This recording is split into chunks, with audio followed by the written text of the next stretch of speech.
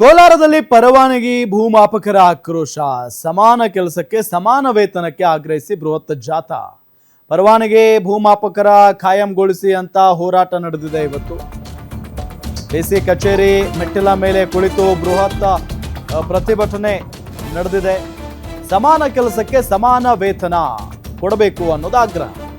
ಪರವಾನಗಿ ಭೂಮಾಪಕರ ಕಾಯಂಗೊಳಿಸಿ ಅಂತ ಹೇಳಿ ಹೋರಾಟ ಕೂಡ ಮಾಡಿದ್ದಾರೆ. ಡಿಸಿ ಕಚೇರಿ ಮೆಟ್ಟಿಲ ಮೇಲೆ ಕುಳಿತು ಬೃಹತ್ ಪ್ರತಿಭಟನೆಯನ್ನ ಮಾಡಿರೋದು. ಪರವಾನಗಿ ಭೂಮಾಪಕರಾಗಿ 23 ವರ್ಷಗಳಿಂದ ಕೆಲಸ ಮಾಡಿದ್ದೇವೆ.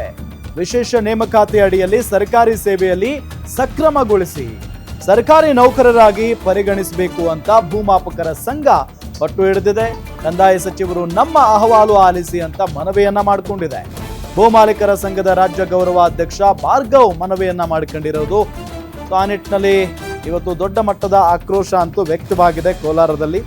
ಸಮಾನ ಕೆಲಸ ಸಮಾನ ವೇತನ, ಅದರಲ್ಲಿ ಏನು ತಪ್ಪಿದೆ? ಸಮಾನ ಕೆಲಸಕ್ಕಾಗಿ ಸಮಾನ ವೇತನ ಕೊಡಿ ಅನ್ನೋ ನಿಟ್ಟಿನಲ್ಲಿ ದೊಡ್ಡ ಮಟ್ಟದ ಒಂದು ಹೋರಾಟವನ್ನ ಇವತ್ತು ಮಾಡಿದ್ದಾರೆ. ಡಿಸಿ ಕಚೇರಿ ಮೆಟ್ಟಿಲ ಮೇಲೆ ಕೂತ್ಕೊಂಡು ಇವತ್ತು ಹೋರಾಟ ಮಾಡಿರೋದು. ಭೂಮಾಪಕರಾಗಿ 23 ವರ್ಷಗಳಿಂದ ನಾವು ದುಡಿದಿದ್ದೇವೆ, ನಮಗೆ ಗೌರವ ಕೊಡಿ, ವಿಶೇಷ ನೇಮಕಾತಿ ಅಡಿಯಲ್ಲಿ ಸರ್ಕಾರಿ ಸೇವೆಯಲ್ಲಿ ನಮಗೆ ಕಾಯಂ ಮಾಡಿ ಸಕ್ರಮಗೊಳಿಸಿ ಸರ್ಕಾರಿ ನೌಕರರಾಗಿ ಪರಿಗಣಿಸಿ ನಮ್ಮನ್ನ ಅನ್ನೋ ನಿಟ್ಟಿನಲ್ಲಿ ಇವತ್ತು ಪ್ರತಿಭಟನೆಯನ್ನ ಮಾಡಿದ್ದಾರೆ.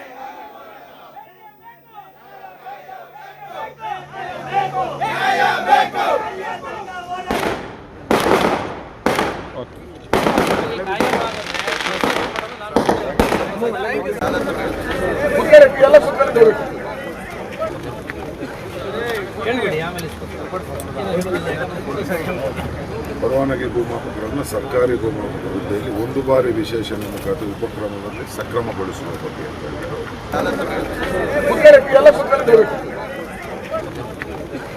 ಪ್ರೆಗ್ನೆಂಟ್ ಆಗಿ ಮನೆಗೆ ಹೋದ್ರೆ ತಿರ್ಗಾ ಇಲಾಖೆಗೆ ಬಂದ್ರೆ ಟ್ರೈನಿಂಗ್ ಕೊಟ್ಟು ಫೇಲ್ ಮಾಡಿ ಮನೆಗೆ ಕಳಿಸ್ತಾರೆ.